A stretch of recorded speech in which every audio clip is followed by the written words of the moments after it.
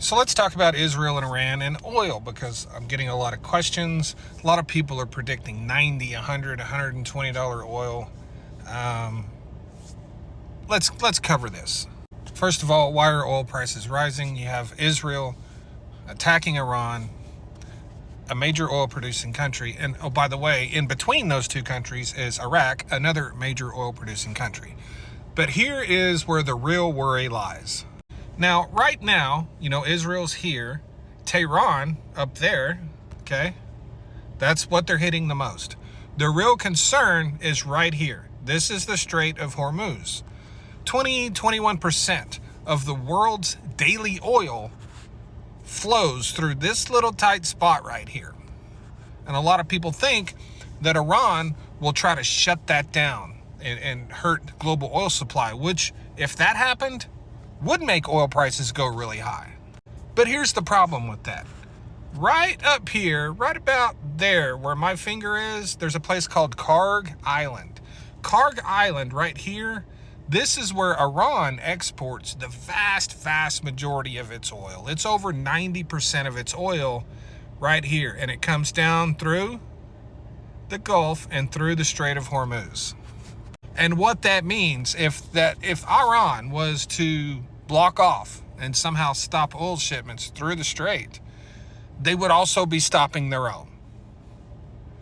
They would also be stopping their own. And I strongly believe that's one of the reasons they've never really done it.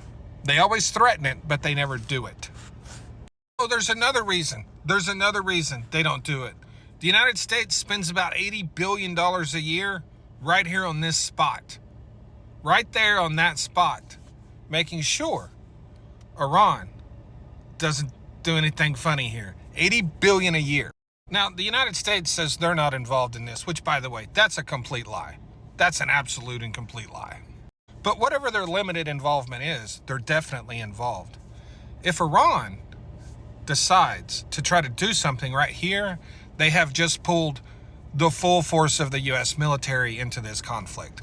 That's another reason they don't ever mess with this spot. Could they get desperate enough? Could this escalate to the point where they try? Possibly. It's certainly a thing that could possibly happen. But in order for oil prices to do what a lot of these people are predicting, they go really high, in order for that to happen, something has to happen right here. If nothing happens right here, we've pretty much already seen what oil is going to do. You understand? Unless something happens here, the market has already told us how they feel about it. And keep in mind, oil is responsible for roughly 75% of Iran's total economic revenue. And when this little spot is like 90-something% of that, and it has to go through here, that's a problem, right? Iran would basically be cutting off the vast majority of their revenue to do this right here.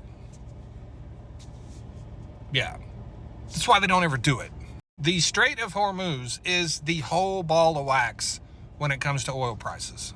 If this conflict is pretty much contained to where it is right now, even if it continues, you're not going to see astronomical oil prices. You could see, where it is now to 75. I would honestly be surprised if it hit 80, but it could.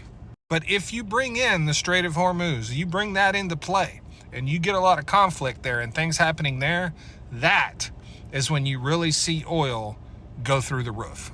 Another thing to note, that may be Iran's only play, because they can't really touch Israel. They launch stuff at Israel all day. Israel knocks it down. They don't hit anything. And guess what? Blocking the Strait of Hormuz wouldn't really hurt Israel all that much. It just wouldn't.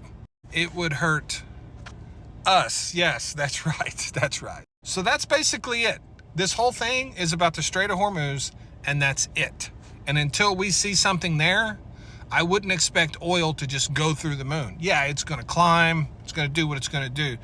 But look out for Strait of Hormuz. You start hearing things happening there, that's when you're going to see oil skyrocket. Thanks.